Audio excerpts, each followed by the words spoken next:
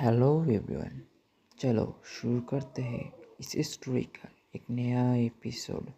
और तुम सब तुम्हारे कानों में ईयरफोन ज़रूर से लगा लेना, क्योंकि स्टोरी को अच्छी तरह समझने के लिए ईयरफोन ज़रूरी है। और चलो शुरू करते हैं एक नया सफ़र। वहाँ काहिरा इधर उधर चक्कर काट रही थी। उसके चेहरे पर युग के लिए फिक्र साफ दिख रही थी। वो धीरे धीरे बड़बड़ा रही थी। इतनी कम उम्र का एक मामूली योद्धा है, फिर भी इतना बेरहम है। बड़ा आया मेरे सामने महान बनना चाहता है। कहाँ है ये, अभी तक वापस नहीं आया, बाहर जाओ क्या। ये बोल वो जैसे ही बाहर की ओर देखती है उसे युग अंदर आता दिखता है।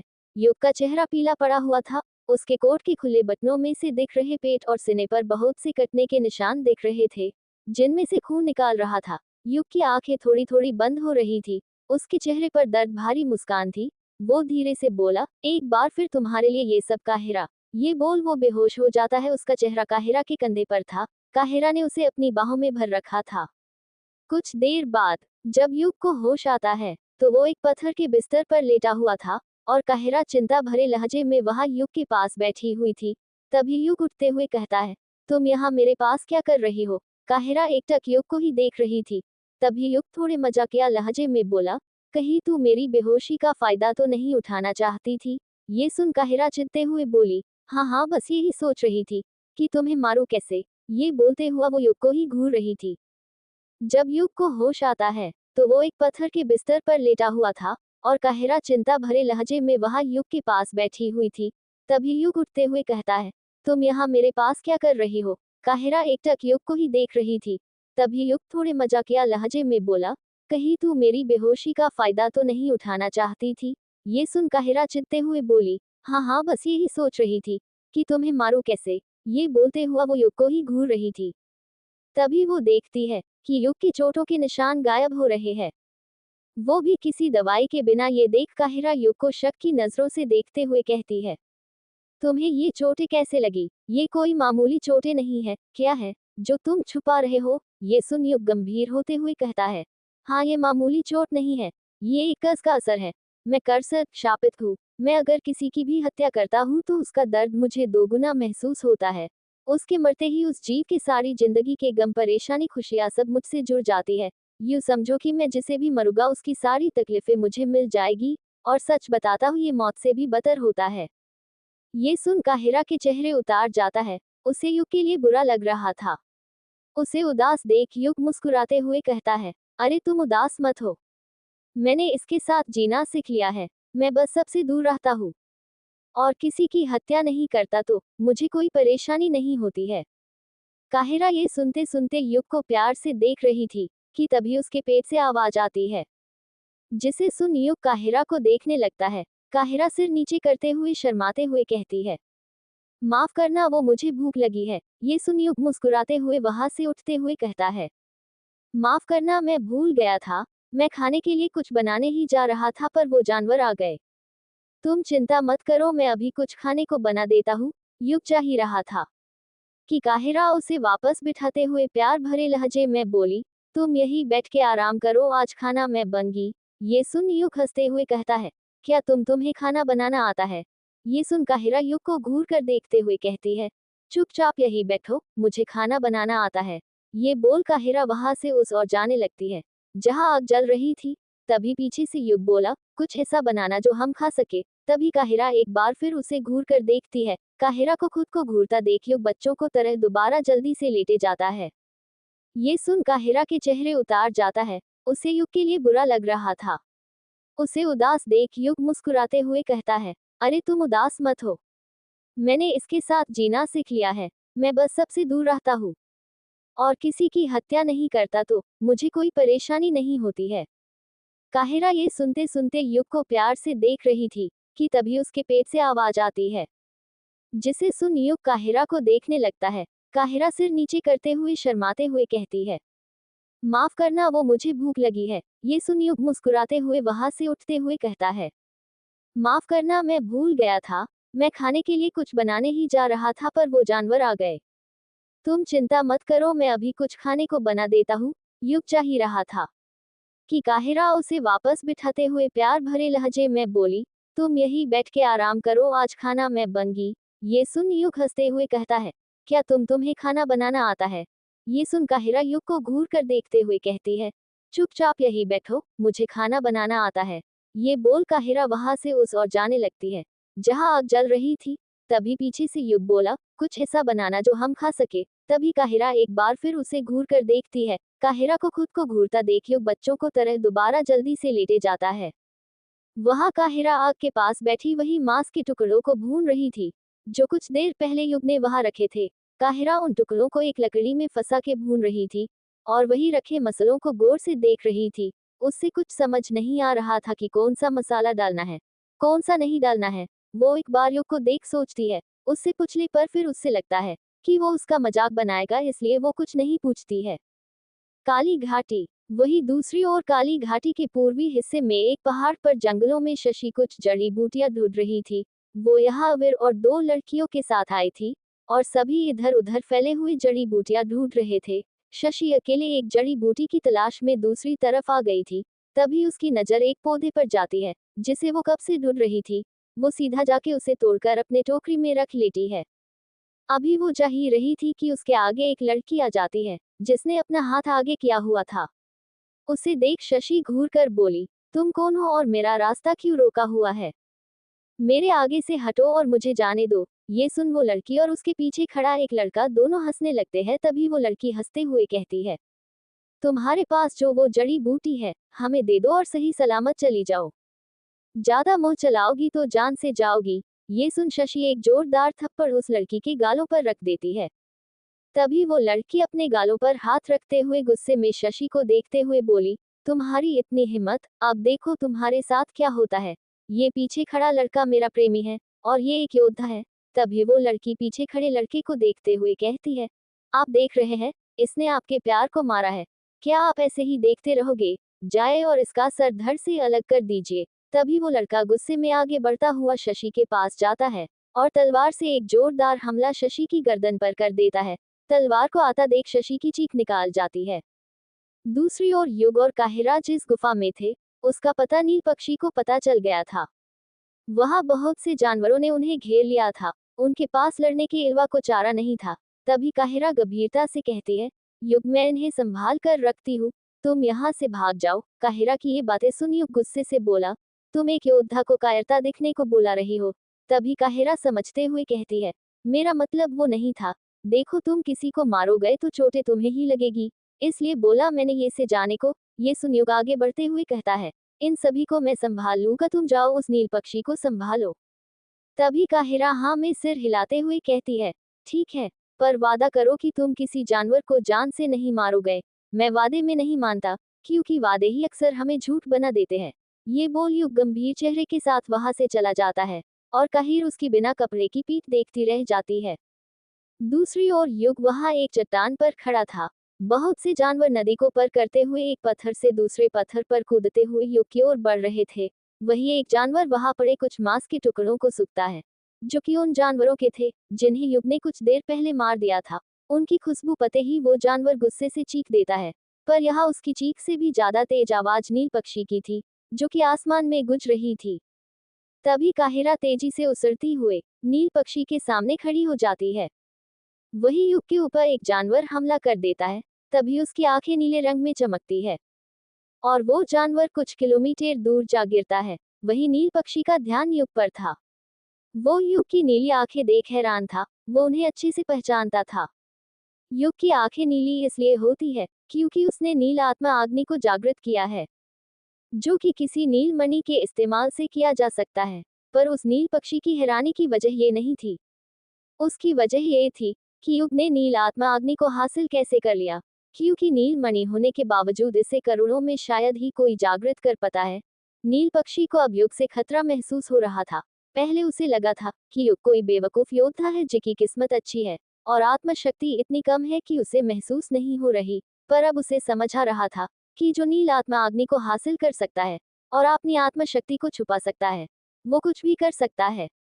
नील पक्षी का ध्यान युग पर था कि तभी उस पर एक जोरदार वर होता है जिससे उसके शरीर में काफी बड़ा घाव बन जाता है। तभी नील पक्षी एक जोरदार आवाज में गरजता है, जिससे सारा आसमान दहल जाता है। छोटे छोटे जानवरों की तो मौत हो जाती है। अब वहां दोनों में खतरनाक लड़ाई शुरू हो जाती है। वहां दूर किसी पहाड़ी पर अबीर खड़ा महसूस कर पा रहा था उन दोनों की खतरनाक आभा, जो बढ़ती ही जा रही थी। तभी शशि पूछती है, क्या हुआ अबीर? अबीर आसमान की ओर देखते हुए गंभीरता से कहता है, कहीं दो शक्तिशाली योद्धाओं में मुकाबला हो रहा है, जिसे धरती और आसमान दोनों दहाल रहे हैं। दूसरी ओर काहिरा और नील पक्षी दोनों बहुत घायल हो गए थे। काहिरा के मुंह के किनारे से खून निकाल रहा था। वहीं नीचे युग लगातार जानवरों को पिटे जा रहा था। उसने अभी तक अपनी तलवार को हाथ भी नहीं लगाया था। वो ज्यादातर जानवरों को देखकर ही दूर फेंक रहा था। जो ज्यादा करीब आ रहे थे, उनको हाथों और लातों से मार रहा था। उसने अभी तक किसी को जान से नहीं मारा था, पर जिनको भी मारा था, वो अधमारे हो गए थे। वहां ऊपर काहिरा अपने हाथ में एक ऊर्जा का गोला बना रही थी। तभी नील पक्षी भी एक ऊर्जा का गोला काहिरा की ओर फेंक देता है। काहिरा उससे बचते हुए दूसरी दिशा में उड़ जाती है और अपने हाथ में मौजूद ऊर्जा का वो गोला नील पक्षी की ओर फेंक देती है, जो सीधा उसके शरीर से टकरा जाता है। नील पक्षी काफी घायल हो गया था। वो गुस्से से काहिरा को देखते हुए कहता है, बहुत हुआ तुम्हारा, अब नरक में जाओ। ये बोल वो आत्मशक्ति जागते हुए बोलत है, आत्म विनाशक तकनीक। ये बोल वो मुंह खोल एक नीले रंग की शक्ति मुंह में इकट्ठा करने लगता है। वही नीचे खड़ा युग जब ऊपर नील पक्षी को देखता है, तो उसके चेहरे पर चिंता की लकीरें दिखने लगती है। वो धीरे से बोला, ये तो आत्मा को नष्ट करने वाली तकनीक है। इस तकनीक का शिकार होने वाले की आत्मा भी खत्म हो जाती है और उसे कभी भी जीर्ण नहीं किया जा सकता है। युग वहां काहिरा को देखता है। उसे देखकर ही पता चल रहा था कि उसे इस तकनीक के बारे में कुछ नहीं पता है। तभी युग काहिरा को आत्म संकेत भेजता है और वहां से हटने को बोलत है। ये संकेत पाते ही काहिरा वहां से दूसरी ओर जाने लगती है, पर तभी उसे पता चलता है कि उसका शरीर को आत्मशक्ति द्वारा रोक दिया गया है। वही नीचे खड़ा युग देखता है कि काहिरा हिल नहीं पा रही है, तो वो काहिरा को गुस्से से देखते हुए बोलत है, लगता है उस तकनीक का असर हो गया है। अगर ये पागल लड़की व्यक्त रहते वहां से हट जाती तो ये न होता। युग ये बोल ही रहा था कि नील पक्षी ने वो शक्ति का गोला काहिरा की ओर भेज दिया था। वो गोल काहिरा की ओर बढ़ रहा था। वो गोल काहिरा के बहुत करीब पहुंच गया था। काहिरा कुछ नहीं कर पा रही थी, बस बड़ी बड़ी आंखों से उस गोले को देख रही थी। उसके चेहरे पर घबराहट थी। वो गोला जैसे ही काहिरा के चेहरे को छूता, उससे पहले युग उसके सामने प्रकट हो जाता है और युग वो वार खुद पर ले लेता है। उसके लगते ही उसका शरीर नीले रंग की धूप से घिर जाता है। उसकी आंखें नीली चमक रही थी और शरीर की सारी नसें नीले रंग की हो गई थी, जो कि शरीर के ऊपर से दिख रही थी। तभी धूप में से युग तेजी से बाहर आता है। उसके हाथ में उसकी तलवार थी, जिसमें उकेरे हुए प्राचीन शब्द चमक रहे थे। वो पलक झपकते ही नील पक्षी के करीब पहुंच जाता है। तभी एक चमकती रोशनी के साथ उस नील पक्षी के दो टुकड़े हो जाते हैं। काहिरा हैरानी से युग को देख रही थी। वो सोच रही थी कि जिसे वो इतनी देर में नहीं मार सकी, उसे युग ने इतने बड़े हमले को सहने के बाद भी एक बार में मार दिया था। युग का चेहरा एकदम नीला पड़ गया था। तभी उसके पीठ पर एक बहुत बड़ा कट का निशान आ जाता है। युग की आंखें धीरे धीरे बंद हो रही थी। वो पलट के मुस्कुराते हुए काहिरा को देख बोलत है, देखा, मैंने बोला था न, वादा इंसान को झूठा बना देता है। ये बोलते ही वो बेहोश होकर नीचे गिरने लगता है, पर तभी काहिरा उसे संभाल लेती है। कुछ देर बाद युग तपस्या की मुद्रा में बैठा था। वो अभी भी बेहोश था। उसे काहिरा ने उस मुद्रा में बिठाया था। उसके शरीर के ऊपर का हिस्सा बिना कपड़ों के था। उसके पीठ का घाव अब लगभग भर गया था, पर उसके शरीर से अभी भी नीली धूप निकाल रही थी। तभी वहां काहिरा आती है, जिसने कुछ नहीं पहन रखा था। वो सीधा आके युग को पीछे से गले लगा लेती है। दोनों के शरीर जैसे ही एक दूसरे को स्पर्श करते हैं, तो एक हरे रंग का प्रकाश काहिरा के शरीर से निकाल युग के शरीर में जाने लगता है और युग के शरीर से निकाल रही नीली ऊर्जा काहिरा के शरीर में जाने लगती है। युग के शरीर की गर्मी काहिरा को उत्तेजित कर रही थी। उसका चेहरा युग के चेहरे के बगल में था। उसे पसीना आ रहा था। उसकी सांसें ऊपर नीचे हो रही थी। उसका चेहरा एकदम लाल हो गया था। तभी वो युग की गर्दन पर अपने होंठ रख देती है और युग को जोर से काट लेती है। दूसरी ओर अबीर और शशि उसी जंगल में थे। वो जड़ी बूटी ढूंढते हुए एक गुफा तक पहुंच जाते हैं, जो कि एक जादुई जानवर की थी। वो दोनों छिपकर उस गुफा की ओर देख रहे थे। अबीर और शशि दोनों हैरान थे, क्योंकि काली घाटी के इस हिस्से में कोई जादुई जानवर नहीं आते थे। यहाँ तक कि पूरी काली घाटी में ही शायद ही कोई जादुई जानवर होगा। वो बहुत देर से देख रहे थे कि वहां एक शेर जैसा दिखने वाला जीव है, जो दिखता तो शेर जैसा था, पर उसके शरीर पर नीले नीले रंग के पत्थर लगे हुए थे। उन दोनों को नहीं पता था कि ये एक नील मणि वाला जादुई जानवर है, जिसके लिए लोग जादुई जानवरों की घाटी में जाके मारे जाते हैं। तभी वो शेर गुफा से बाहर निकाल इधर उधर देखता है और फिर आसमान की ओर उड़ जाता है। उसके जाते ही वीर शशि को गंभीरता से कहता है, तुम यहीं रुको, मैं अंदर जाके देखता हूँ कि कोई खजाना है क्या वहाँ। तुम बस मेरा यही इंतज करना। ये सुन शशि चिंता भरे लहजे में कहती है, क्या ये जरूरी है? मुझे अड़ा लग रहा है, अगर वो जानवर आ गया तो। आप ध्यान से जाना और जल्दी आना। ये सुन अबीर हाँ में सिर हिला के गुफा के अंदर चला जाता है।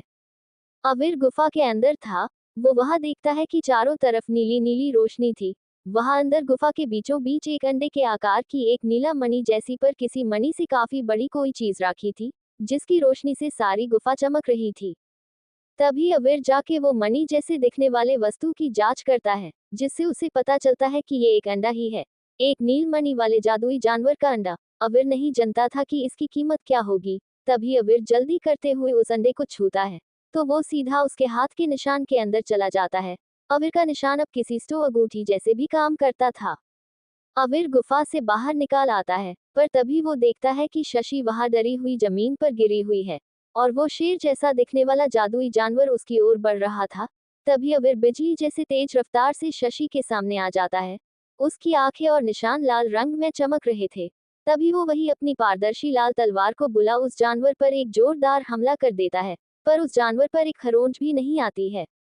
ये देख अबीर के मुंह से निकला, लग गए, मैं इसे कस की शक्ति के साथ भी एक खरोंच नहीं पहुंचा सका। ये कौन से दर्जे का है? तभी वो जानवर एक जोरदार दहाड़ मारता है। उसकी आवाज की तरागों से ही अबीर दूर जा गिरता है। दूसरी ओर युग अपने गले पर हाथ रखते हुए उठता है। उसको उसके गले पर दर्द महसूस हो रहा था, जो कि काहिरा के काटने से हो रहा था। वो जैसे ही उठकर बैठता है तो वो देखता है कि उसके गले में एक लॉकेट लटक रहा था, जिसे देख उसे याद आता है कि एक दिन काहिरा बता रही थी, ये लॉकेट उसके लिए बहुत खास है, ये उसके पास बहुत समय से है, पर अब उसने ये युग को दे दिया था। तभी युग उठकर इधर उधर देखते हुए जोर जोर से कहता है, काहिरा, काहिरा, काहिरा। तभी वो बगल में देखता है, तो उसे एक नील मणि और पास में काहिरा की अंदरूनी कवच, जो कि काहिरा के सिने के जरूरी अंगों को ढक के रखता वो पड़ा था। ये काफी महंगा भी था और इस पर नील पक्षी से पहली लड़ाई के कट का निशान भी था। ये काहिरा ने युग को देके अपना प्यार जताया था। युग भी उससे निशानी मनकर अपनी अंगूठी में रख लेता है। तभी वो नील मणि को देखता है और कहता है, इसका मैं क्या करूँगा। उधर अबीर एक चट्टान से टकरा कर जमीन पर गिर गया था, और शेर उसके ही ओर बढ़ रहा था। वही पास में शशि डरते हुए अबीर के पास जा खड़ी होती है। ये देख अबीर गंभीरता से बोला, तुम्हें यहाँ नहीं आना था, उसका ध्यान मुझ पर था, तुम्हें भाग जाना चाहिए था। ये सुन शशि नाराजगी से कहती है, आपको अकेला छोड़कर कैसे जाती। वो इतना बोलती है कि तभी वो शेर उछल के उन पर हमला कर देता है। शशि डर के मारे आंखें बंद कर अबीर के सीने से लग जाती है। जदूरी जानवरों की गुफा से कुछ ही दूर एक लड़की आसमान में तेजी से उड़े जा रही थी। उसकी आंखों में हल्के आंसू थे। ये काहिरा थी। वो इस समय युग के बारे में सोच रही थी।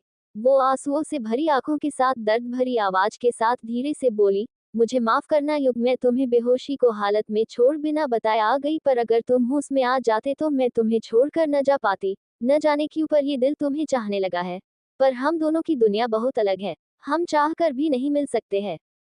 ये बोले हुए उसका चेहरा जुदाई के दर्द से भरा हुआ था। कुछ देर बाद वो लड़की केंद्रीय राज्य के एक महल के बाहर उतरती है, और अपने आंसू साफ कर चेहरे पर एक अलग ही खतरनाक भाव ले आती है, और महल के अंदर जाने लगती है। वहां के लोग और सिपाही उसके आगे सर झुका रहे थे। इस घमंड में चल रही लड़की को देख कोई नहीं बोल सकता था कि यही लड़की कुछ देर पहले की के लिए बच्चों की तरह रो रही थी। दूसरी ओर अबीर एक चट्टान से टकरा कर जमीन पर गिर गया था, और वो शेर जैसे दिखने वाला जानवर उसके ही ओर बढ़ रहा था। वही कुछ दूर खड़ी शशि डरते हुए अबीर के पास जा खड़ी हो जाती है। ये देख अबीर गंभीरता से बोला, तुम्हें यहाँ नहीं आना था, उसका ध्यान मुझ पर था, तुम्हें भाग जाना चाहिए था। ये सुन शशि नाराजगी से कहती है, आपको अकेला छोड़कर कैसे जाती। वो इतना बोलती है कि तभी वो शेर उछल के उन पर हमला कर देता है। शशि डर के मारे आंखें बंद कर अबीर के सीने से लग जाती है। तभी अबीर शशि को पकड़ दूसरी तरफ कूद जाता है। वो बहुत तेज था, पर उसके सामने एक चौथे दर्जे का एक नील मणि वाला जदूरी जानवर था। उसने अबीर के तेजी से हटने ले बावजूद अबीर के हाथ पर एक गहरा घाव छोड़ दिया था। अविर के हाथ से खून निकल रहा था। तभी वो जल्दी से हाथ आगे करता है तो उसके निशान से निकल जीन पाश की 2 गोलियां आ जाती है और वो जल्दी से उन्हें निगल लेता है। देखते देख उसके जख्म से खून निकलना बंद हो जाता है।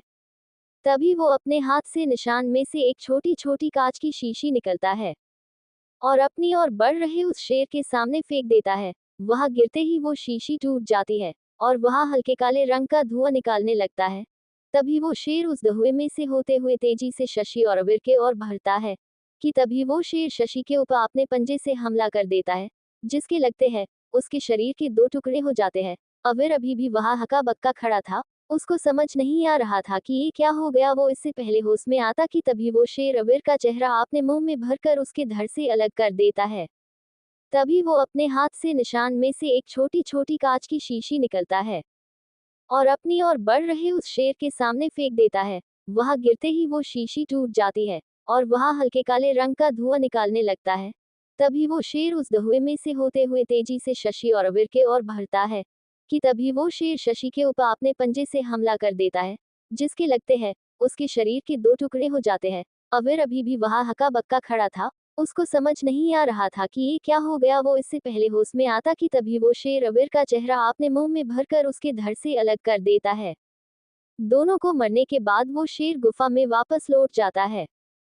वही कुछ दूरी पर एक लड़का एक लड़की से पास बैठा उसे बुला रहा था। वो लड़की बेहोश थी। तभी वो लड़का उस लड़की को हिलाते हुए कहता है, शशि शशि उठो, देखो सब ठीक है। तभी शशि धीरे से आंखें खोलती है और एक नजराज पास देख फिर अविर को देखते हुए कहती है, अविर क्या हम स्वर्ग में हैं? पर ये स्वर्ग तो बिल्कुल भी कहानियों के जैसा नहीं है। कहीं हम नरक में तो नहीं आ गए? पर भगवान मेरे जैसी अच्छी मासूम लड़की के साथ ऐसा क्यों करे गए? तभी अविर उसके करीब आते हुए अपने हाथ से उसका मुंह बंद कर देता है। तभी शशि अपनी बड़ी बड़ी आंखों से अविर को देखने लगती है। उसका चेहरा शर्म से लाल हो जाता है। तभी अविर धीरे से बोलत है, चुप हो जाओ, हम मारे नहीं है, जींद है। मैंने वहां जो कांच की शीशी फेंकी थी वो तुम्हारे दादा की दी हुई 6ठे दर्जे की एक भ्रामक दवाई थी, जो कुछ समय के लिए स्वर्ग मंडल के योद्धा को भी भ्रम में डाल सकती है।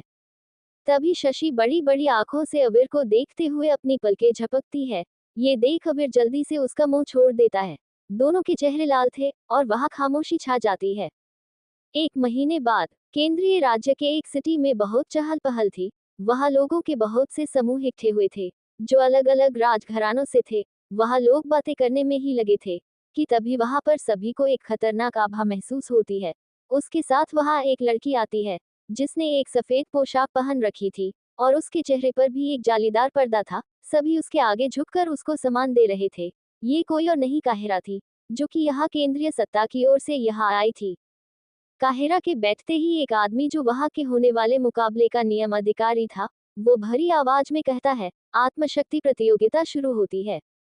वहां सभी को पहले से बता दिया गया था कि कौन किससे लड़ने वाला से है। तभी नियम अधिकार सबको समझते हुए कहता है, ये एक परीक्षा है, इसलिए इसमें किसी की जान लेना नियम के खिलाफ है। अगर ऐसा कोई करता है तो उसे केंद्रीय सत्ता द्वारा दंडित किया जाएगा। तभी मुकाबला शुरू होता है। मुकाबले की शुरुआत में ही सब लोगों का पसंदीदा योद्धा, जिसे सभी एक प्रतिभाशाली योद्धा मानते थे, इसका नाम आकाश था और ये इस समय योद्धा मंडल के लेवल 5 पर था। तभी उसके सामने उसका विरोधी आता है, जो कि अभी योद्धा नहीं बना था, पर फिर भी ये मुकाबला हो रहा था, क्योंकि ये मुकाबला ताकतवर युवाओं के लिए था और यहाँ हर किसी से कोई तो ताकतवर था। मुकाबला शुरू होते ही दोनों अपनी आत्मशक्ति जागते हैं। तभी वो सामने वाला योद्धा आकाश के ऊपर हमला कर देता है। उसका मुक्का सीधा आकाश के चेहरे पर लगने वाला था, पर वो उसके चेहरे से कुछ दूर ही रुक जाता है। देखते ही देख उसकी आत्मशक्ति खत्म हो जाती है। उसके पेट पर आकाश का मुक्का लगा हुआ था, वो वही के वही गिर जाता है। कुछ देर में वहां दूसरे मुकाबले के लिए एक लड़का आता है, पर उसके सामने कोई योद्धा नहीं आता है। सभी उसके सामने वाले योद्धा को ढूंढ रहे थे, पर वहां कोई नहीं आता। ये देख नियमाधिकारी गंभीरता से भरी आवाज में कहता है, अविर मौर्य, जल्दी से मुकाबले के लिए आओ, नहीं तो तुम हरे हुए मान लिए जाओगे। लोगों की भीड़ में खड़ी एक लड़की कहती है, अविर आप कहाँ हैं? आपने बोला था कि आप जल्दी आए गए, पर अभी तक नहीं आए। तभी वो नियम अधिकारी एक आखिरी बार अविर को बुलाते हुए कहता है, अविर जल्दी से मुकाबले के लिए आओ, पर वहां अभी भी कोई नहीं आया था। एक बाजार में बहुत चहल पहल थी। वहां पर बहुत सी दुकानें थी, जहां पर लोग लेन देन कर रहे थे।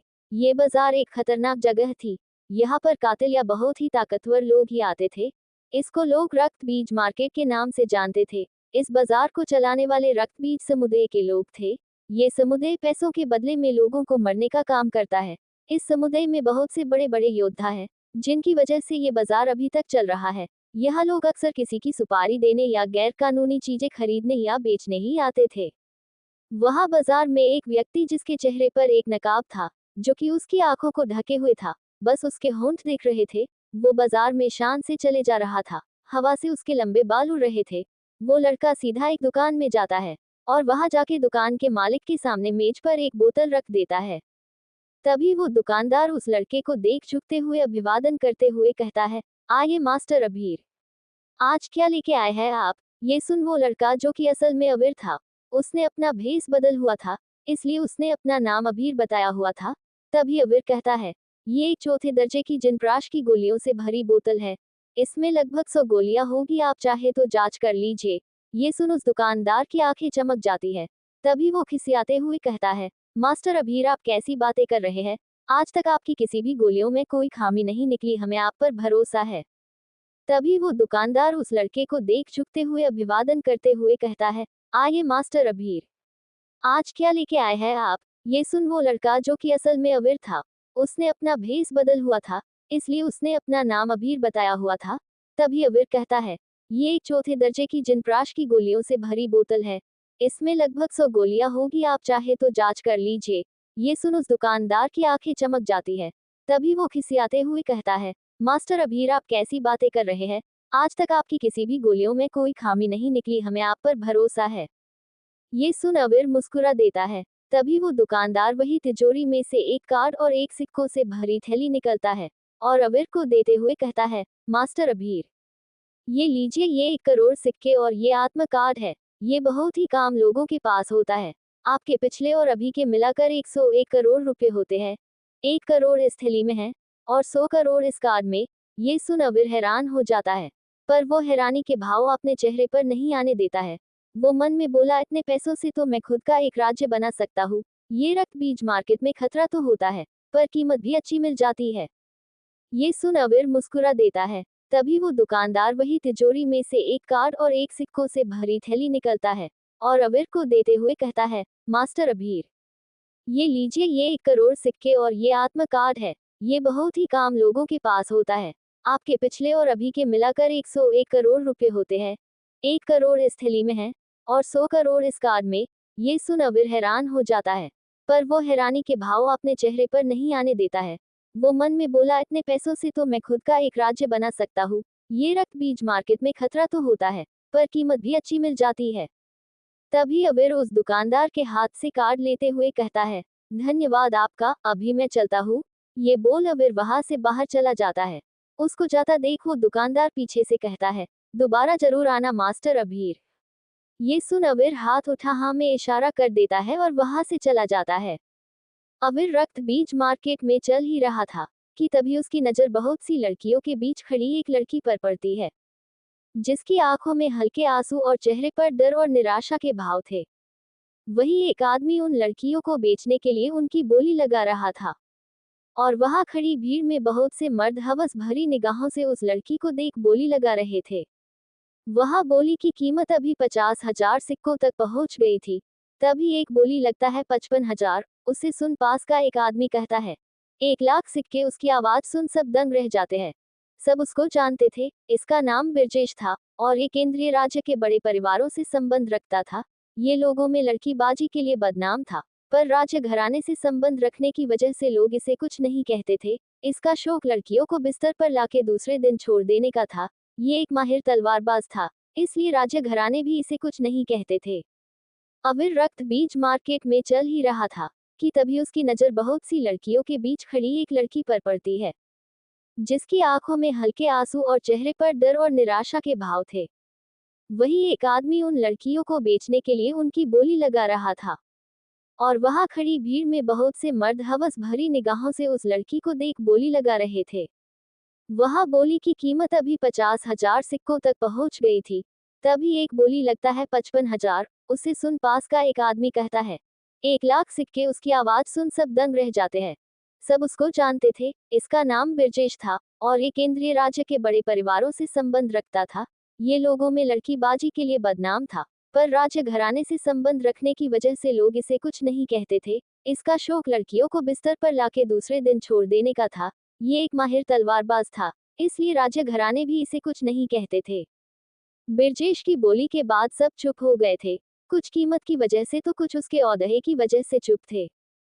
तभी वो बेचने वाला आदमी एक बार फिर पूछता है, 1 लाख क्या कोई और है जो इससे ज्यादा बोली लगा सके? ये सुन बिरजेश कुटिलता भरी मुस्कान के साथ बोला, बिरजेश लाल के यहाँ होते हुए किसमें इतनी हिम्मत जो मुझसे बढ़कर बोली लगाए? बिरजेश ने इतना बोल ही था कि वहां एक जोरदार आवाज आती है, 1 करोड़ सिक्के। ये सुन सभी एक दिशा में देखते हैं, जहां एक नकाब पहने लड़का खड़ा था। ये अवीर था। तभी वो भीड़ से होते हुए आगे आता हुआ कहता है, 1 करोड़ इन सभी लड़कियों के लिए। उसकी आवाज सुन वो लड़कियां बेचने वाला आदमी खुश हो जाता है।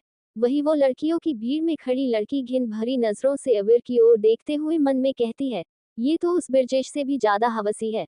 मुझे खरीद तो लिया है, पर तुमने एक लड़की नहीं अपनी मौत खरीदी है।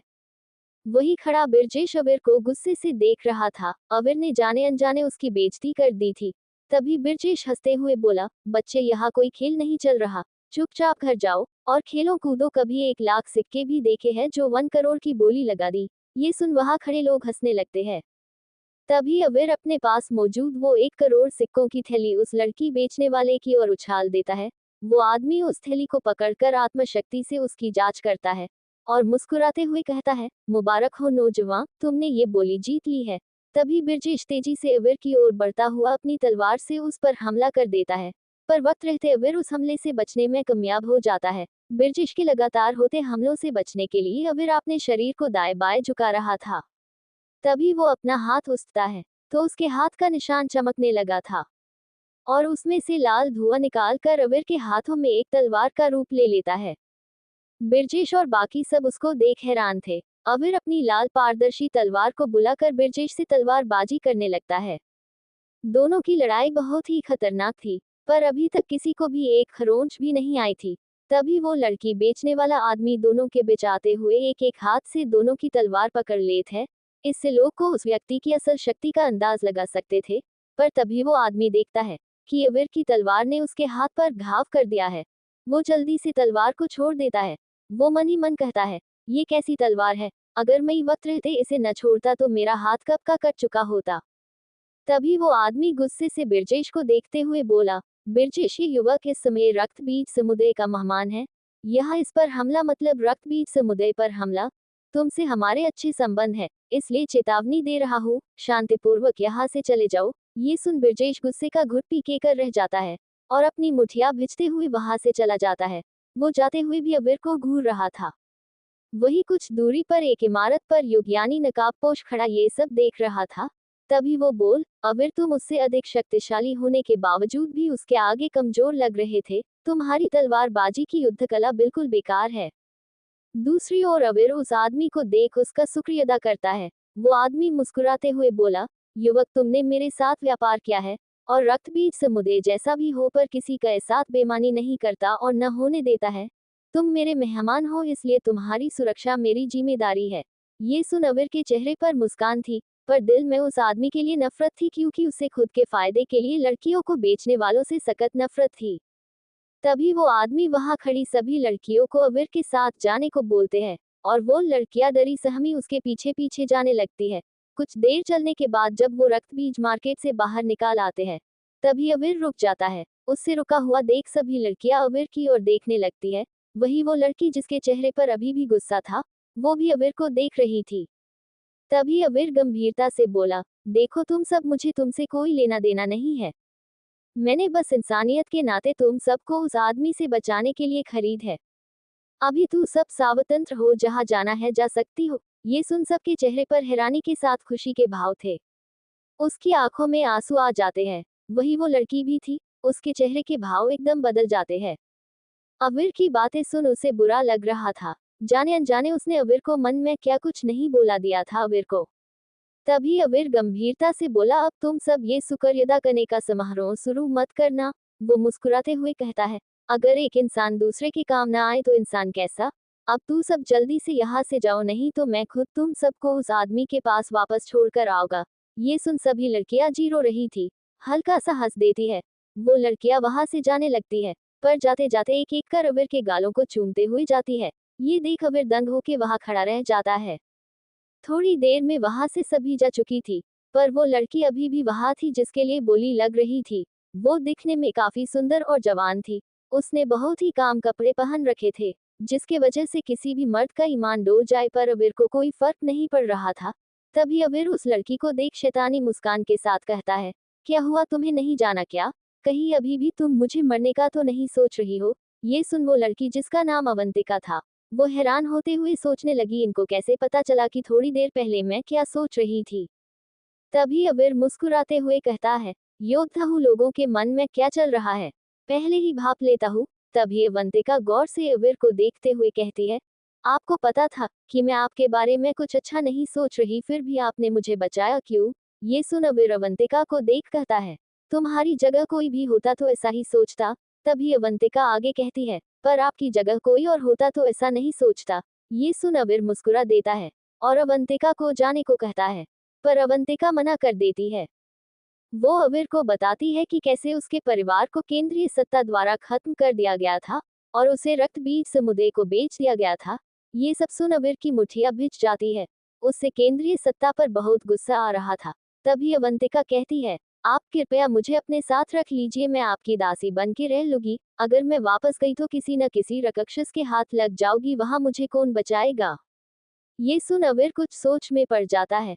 उसको सोच में पड़ा देख अवंतिका सिर नीचे करते हुए कहती है, आप जो बोले गए मैं करगी, मुझे अपने साथ रहने दे। आप चाहे तो मेरा फायदा भी उठा सकते हैं, पर मुझे जाने को मत बोले। ये सब सुन अबीर हंसते हुए अपने चेहरे से नकाब उतारते हुए कहता है, तुम्हें ऐसा कुछ करने की जरूरत नहीं है, ठीक है, तुम मेरे साथ रह सकती हो। उधर अवंतिका की नजारे अबीर के सुंदर चेहरे से हट ही नहीं रही थी। अबीर के बाल पहले से लंबे हो गए थे, जो उसने पीछे बांध रखे थे। अब अबीर किसी महान योद्धा जैसा दिखता था, को बहुत सुंदर भी था। वही दूर से कोई उसे देख मुस्कुरा रहा था। तभी अबीर अवंतिका के नजदीक आता है और उसका हाथ पकड़ लेता है। अबीर की छून महसूस कर अवंतिका का चेहरा लाल हो जाता है। तभी अबीर अपनी आंखें बंद कर लेता है और उसके साथ ही अवंतिका वहां से गायब हो जाती है। इस समय अबीर के हाथ का निशान चमक रहा था।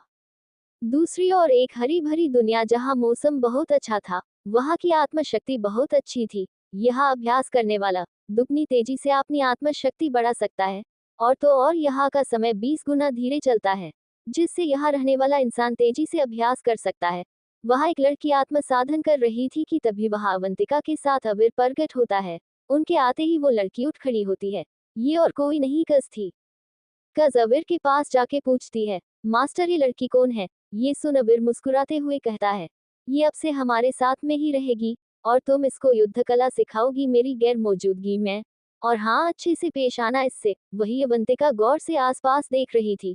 तभी अबीर उसे बताता है कि ये अबीर की दुनिया है, जो उसके निशान में समाई हुई है। वो लोग उसके अंदर है, पर अबीर का वास्तविक शरीर बाहर ही है। दूसरी ओर अबीर का शरीर वास्तविक दुनिया में आंखें बंद किए हुए खड़ा था। तभी वो अपनी आंखें खोलता है, तो उसके सामने युग खड़ा था। अबीर युग को एकदम से सामने देख डर जाता है। तभी अबीर अपनी दिल पर हाथ रख बोलत है, आप किसी दिन डरा कर ही मेरी जान ले लोगे। तभी युग मुस्कुरा कर अबीर को देखता है, पर नकाब की वजह से अबीर उसकी मुस्कान देख नहीं पाता है। तभी अबीर युग का अभिवादन करते हुए कहता है, माफ करना मास्टर, पर मुझे अभी केंद्रीय राज्य जाना होगा। मेरा आज वहां आत्मशक्ति प्रतियोगिता का मुकाबला है। अगर अभी नहीं निकाल तो समय से नहीं पहुंच सकूंगा। ये सुन युग हाँ में सिर हिला देता है और अपना हाथ आगे कर स्टो अंगूठी में से एक नीले रंग की मणि निकलता है, जो काहिरा ने उसके लिए छोड़ी थी। अबीर अज्ञानता से युग और नील मणि को देखता था। तभी युग वो मणि अबीर के हाथों में देते हुए कहता है, ये नील मणि है, इसकी आत्मशक्ति तुम्हें खुद में समाहित करनी है। जब तुम्हारा मुकाबला हो जाए तो मुझसे जादुई जानवरों की घाटी में मिलना। ये बोल युग एकदम से वहां से गायब हो जाता है और अबीर यहाँ वहां देखता रह जाता है। कुछ देर बाद कंदरीय राज्य में आत्मशक्ति प्रतियोगिता का पहला मुकाबला खत्म हो गया था। तभी कुछ देर में वहां दूसरे मुकाबले के लिए एक लड़का आता है, पर उसके सामने कोई योद्धा नहीं आता है। सभी उसके सामने वाले योद्धा को ढूंढ रहे थे, पर वहां कोई नहीं आता। ये देख नियम अधिकारी गंभीरता से भरी आवाज में कहता है, अवीर मौर्य, जल्दी से मुकाबले के लिए आओ, नहीं तो तुम हरे हुए मान लिए जाओगे। लोगों की भीड़ में खड़ी एक लड़की कहती है। अवीर, आप कहाँ है? आपने बोला था कि आप जल्दी आए गए, पर अभी तक नहीं आए। तभी वो नियम अधिकारी एक आखिरी बार अवीर को बुलाते हुए कहता है, अवीर, जल्दी से मुकाबले के लिए आओ, पर वहां अभी भी कोई नहीं आया था। तभी वो नियम अधिकारी एक आखिरी बार अवीर को बुलाते हुए कहता है, अवीर, जल्दी से मुकाबले के लिए आओ, पर वहां अभी भी कोई नहीं आया था। जैसे ही वो नियम अधिकारी बोले जा रहा था कि अवीर को मुकाबले से बाहर किया जाता है, तभी उसी समय एक युवक मैदान में कूदता है, जिसके कूदने से मैदान की जमीन जो पत्थर से बनी हुई थी, उस पर दरारें पड़ जाती है। सभी का ध्यान मैदान में खड़े उसी युवक की ओर था। सब जिज्ञासा से उसे देख रहे थे। तभी वहां भीड़ में खड़ी अन्य उसे युवक को देखते हुए कहती है, क्या यह आप हैं अवीर? तभी वह युवक अपने चेहरे पर से नकाब को हटाता है। नकाब के हटते ही अवीर का सुंदर चेहरा नजर आता है। वही दूर सिंहासन पर बैठी काहिरा गौर से अवीर को देख रही थी। उसे ये चेहरा जाना पहचान लग रहा था।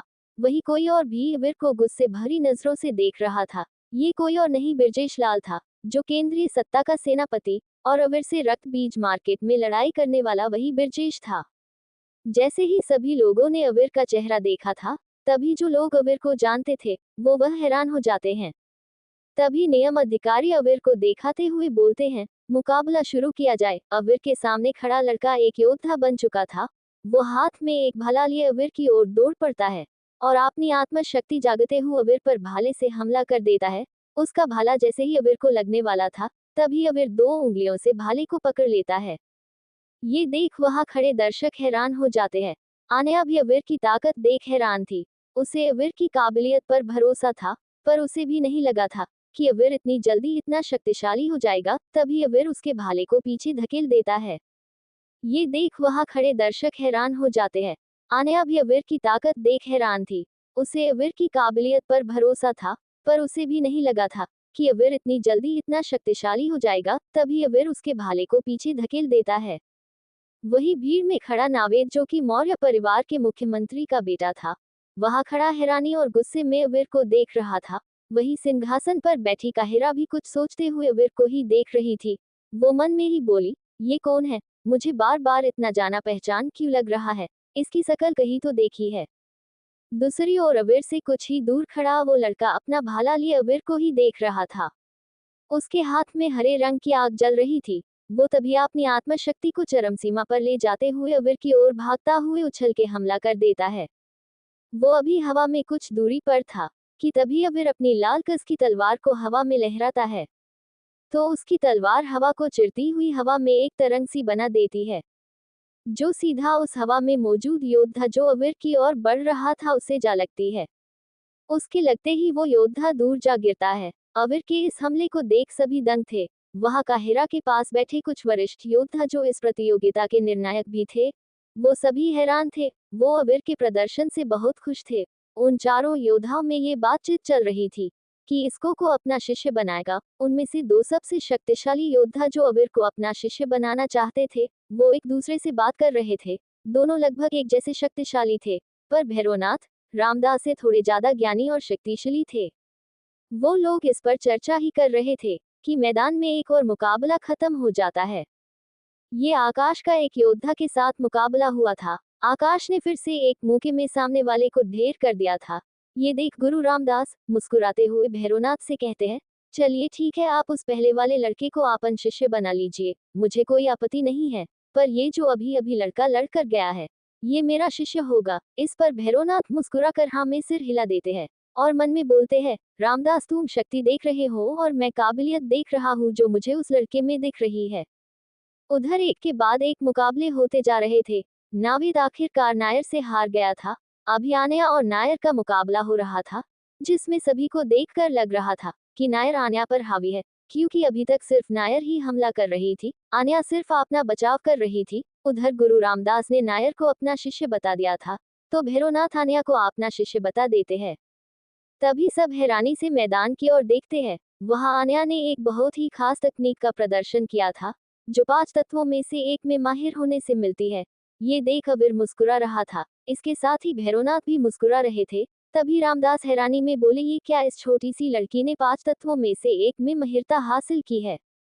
दूसरी ओर आनया ने जल पर महिरता हासिल कर ली थी। वो बखूबी जल को नियंत्रित कर रही थी।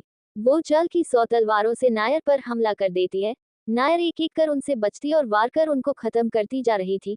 तभी देखते देख आनया उसके सामने आ खड़ी होती है और मुस्कुराते हुए नायर के सीने पर हाथ रखती है और जोर से कहती है, पावन वेग। ये बोलते ही नायर सीधा मैदान से बाहर जा गिरती है। इस बार ये देख भैरवनाथ भी हैरान थे। तभी रामदास सर पर हाथ रखते हुए कहता है, इसने एक नहीं पंच तत्वों में से 2 में महारत हासिल की है। ये बिना किसी शक के एक माहिर योद्धा बनेगी। मुबारक हो भैरवनाथ, जाने अनजाने मैंने तुम्हें एक प्रतिभावान योद्धा दे दिया। ये सुन भैरवनाथ मुस्कुराते हुए कहते हैं, एक नहीं 2। तभी रामदास अज्ञानता से कहता है, क्या मतलब तुम्हारा? ये सुन भैरवनाथ मैदान की ओर इशारा करते हुए कहते हैं, मुकाबले पर ध्यान दो, जल्दी ही सब समझ जाओगे। ये सुन रामदास हाँ में सिर हिलाकर मैदान की ओर देखने लगता है। वहां अभी अभी अवीर ने एक योद्धा को हराया था। अब आकाश और आन्या आमने सामने थे। उनमें से जो जीतेगा वो अवीर से मुकाबला करेगा। अवीर शांति से लोगों के बीच जाके एक कुर्सी पर बैठ जाता है। उसे अपने मुकाबले की कोई चिंता नहीं थी, क्योंकि वो अगला मुकाबला नहीं लड़ने वाला था। क्योंकि उसे पता था कि ये मुकाबला आन्या जीतेगी और अगला मुकाबला उन दोनों का होगा और वो आन्या को जिताना चाहता था। उधर मुकाबला शुरू हो गया था। आकाश सीधा आन्या पर एक तलवार से हमला कर देता है। तभी आन्या जल की एक तलवार हाथ में बनाती है और उस तलवार से आकाश की तलवार को रोक देती है। तभी वहां सभी के मुंह खुले के खुले रह जाते हैं, क्योंकि वहां आन्या की तलवार आकाश की तलवार को बीच में से चीरती हुई चली जाती है। ये देख आकाश के चेहरे पर हैरानी थी, वही आन्या मुस्कुरा रही थी। वो मुस्कुराते हुए कहती है, तुम जीते। ये बोल वो मैदान से जाने लगती है। आन्या के इस रवैये से आकाश को अपमानित महसूस हो रहा था। उधर आन्या को मैदान से बाहर आता देख अवीर घूर कर आन्या को देखता है। आन्या अवीर को देख मुस्कुरा रही थी। आन्या को बाहर जाता देख नियम अधिकारी आन्या को चेतावनी देते हुए पराजित घोषित कर देता है। उधर रामदास ये देख हंसते हुए भैरवनाथ से कहते हैं, भैरवनाथ तुम्हारी शिष्य तो मूर्ख निकली। ये सुन भैरवनाथ मुस्कुराते हुए कहते हैं, हाँ मैं मानता हूँ कि एक योद्धा के नजरिए से ये मूर्खता भरा काम था, जिससे उसने खुद का और सामने वाले योद्धा का अपमान किया है। पर उसने उसे एक बार में अपनी काबिलियत दिखा दी थी और उसने मूर्खता नहीं विजय का त्याग किया है मित्रता के लिए, और मित्रता से बड़ी कोई शक्ति नहीं होती। ये सुन रामदास मैदान की ओर घूर कर देख रहा था। वही अवीर आन्या को डांट रहा था। तभी आन्या मुस्कुराते और अवीर को घूरते हुए कहती है, अगर मैं जीत जाती तो क्या आपने मैदान छोड़ने का नहीं सोच था? आप मुझे बुद्धू नहीं बना सकते। अब जाए और उसे हर कर आए। ये सुन अवीर मुस्कुराते हुए हाँ में सिर हिला देता है। कुछ ही देर में आकाश और अवीर आमने सामने थे। आकाश की तलवार आन्या ने नष्ट कर दी थी, इसलिए उसके हाथ खाली थे। तभी अवीर आकाश को देखते हुए मुस्कुराकर बोला, मेरी दोस्त ने तुम्हारी तलवार नष्ट कर दी है, इसलिए तुम्हारे पास कोई तलवार नहीं है, इसलिए मैं भी कोई तलवार इस्तेमाल नहीं करूँगी। ये सुन आकाश, जो पहले से अपमानित महसूस कर रहा था, वो गुस्से से कहता है, तुम्हारे उपकार की जरूरत नहीं, तुम अपनी पूरी शक्ति से लड़ो, क्योंकि तुम्हारी दोस्त ने मैदान छोड़ जो मेरा अपमान किया है उसका हिसाब तुम्हें चुकाना होगा। ये बोल आकाश गुस्से से लगभग चीखते हुए अपनी आत्मशक्ति जगा के हाथ की मुट्ठी कस लेता है, जिसमें हरे रंग की आग जल रही थी। आकाश तेजी से अवीर की दिशा में बढ़ रहा था। तभी आकाश एक मुक्का अवीर के चेहरे पर मार देता है, पर उसका मुक्का अवीर के चेहरे पर लगता उससे पहले ही अवीर हल्का सा दूसरी ओर झुक जाता है। अवीर सीधा खड़ा हुआ आकाश के मुक्कों से बच रहा था। अब इससे आकाश आग बाबुल हो उठा था। तभी आकाश गुस्से से अपनी आत्मशक्ति को एक नई ऊंचाइयों पर ले जाता है। उसी के साथ वो अपनी जेब से खंजर निकल अवीर पर वार कर देता है। अवीर फिर से बच जाता है, पर उसे पता नहीं चला था कि आकाश के हाथ में खंजर है, जिसकी वजह से उसके चेहरे पर एक छोटा सा कट का निशान आ जाता है। तभी अवीर अपने चेहरे पर हाथ रखता है और फिर हाथ में देखता है, उसमें खून लगा था। ये देख अवीर को गुस्सा आ जाता है। उधर आकाश के चेहरे पर जंग जीतने वाली मुस्कान थी। तभी अवीर की आंखें लाल रंग में चमकती है और उसके हाथ में लाल रंग की आग जलने लगती है। ये देख भैरवनाथ और रामदास अपनी जगह पर खड़े हो जाते हैं। तभी रामदास के मुंह से निकलता है, देवी कग्नि, इस लड़के के पास ये कैसे और क्यों है? भैरवनाथ भी इससे हैरान थे। वही काहिरा के चेहरे के रंग उड़े हुए थे। वो मन में बोली, ये कैसे हो सकता है? उधर अवीर पलक झपकते आकाश के पास होता है और एक मुक्का उसके सीने पर मार चुका होता है। वो जैसे ही मैदान से बाहर जाने वाला होता है, अवीर उसके आगे आ उसे पकड़ वापस मैदान में पटक देता है और एक जोर की लात मारता है। पर उसे मैदान से बाहर नहीं जाने देता है। वही आन्या और बाकी सब देख रहे थे कि ये शक्ति अवीर की गुस्से से भरती है और इससे अवीर का गुस्सा भी भरता है। आन्या को अवीर की चिंता हो रही थी। तभी आन्या जोए से चीखती हुई अवीर को आकाश को छोड़ने को कहती है। आन्या की आवाज सुन अवीर जैसे होश में आ जाता है। वो देखता है कि आकाश बुरी हालत में जमीन पर पड़ा था। अवीर की आंखें अब पहले जैसी हो गई थी। तभी नियम अधिकारी अवीर को विजेता घोषित कर देते हैं और अवीर वहां से नीचे आते हुए आन्या के पास जा खड़ा होता है। तभी नियम अधिकारी घोषणा करता है कि शीर्ष 10 योद्धाओं को केंद्रीय विद्यालय में प्रवेश मिलेगा। इसमें अवीर पहले स्थान पर आया था, आकाश दूसरे स्थान पर, आन्या तीसरे स्थान पर, नायर चौथे स्थान पर और नावेद 5वें स्थान पर था। आन्या और अवीर को भैरवनाथ ने शिष्य मान लिया था और आकाश, नायर, नावेद और भी 2 योद्धाओं को रामदास ने आपन शिष्य बनाया था। अवीर आन्या के पास खड़ा कुछ बातें कर रहा था कि तभी उसको एक खतरनाक आभा महसूस होती है। तभी वो सतर्क हो जाता है।